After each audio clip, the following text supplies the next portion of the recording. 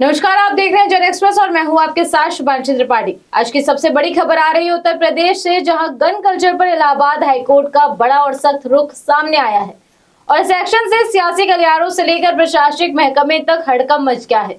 आप पहले जरा ये आंकड़े सुनिए। प्रदेश में 10 लाख से ज्यादा शस्त्र लाइसेंसधारी और इनमें से 6062 ऐसे लोग हैं जिन पर आपराधिक मामले दर्ज है, यानी लाइसेंस भी और दाग भी।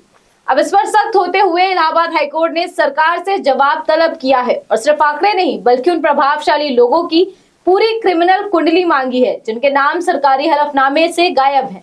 आपको बता दें कि नामों में शामिल हैं मुख्तार अंसारी के बेटे अब्बास अंसारी, गोंडा से पूर्व सांसद बृजभूषण शरण सिंह, धनंजय सिंह और रघुराज प्रताप सिंह यानी राजा भैया जैसे बड़े चेहरे। यानी अब सवाल सिर्फ लाइसेंस का नहीं बल्कि सिस्टम की पारदर्शिता और कानून के लागू होने का भी है।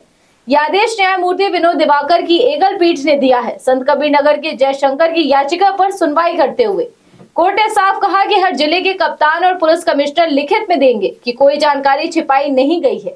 अगर कुछ छिपा तो जिम्मेदारी व्यक्तिगत होगी, यानी अब कोई भी अफसर फाइलों में खेल नहीं कर पाएगा क्योंकि जवाबदेही सीधी तय कर दी गई है। अब सवाल यह है कि आखिर इतने लोगों को जिन पर केस दर्ज है उन्हें लाइसेंस कैसे मिला और क्यों कई बाहुबली एक से ज्यादा लाइसेंस हथियार लेकर घूमते रहे हैं।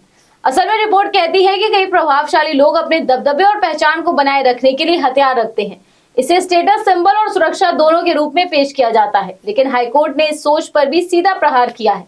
कोर्ट ने कहा कि हथियारों का सार्वजनिक प्रदर्शन भले ही ताकत का भ्रम पैदा करे, लेकिन ये समाज में डर और असुरक्षा का माहौल बनाता है।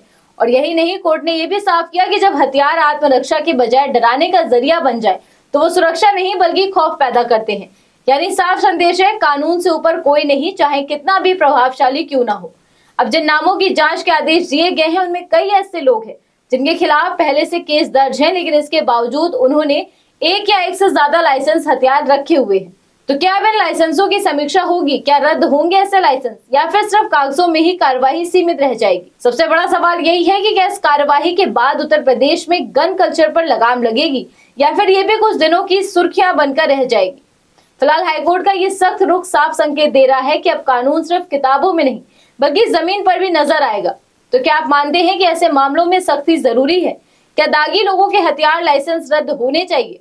सवालों के साथ आज इस खबर में बस इतना ही। देश दुनिया की ऐसी और तमाम खबरों को जानने के लिए आप देखते रहिए जन एक्सप्रेस। धन्यवाद।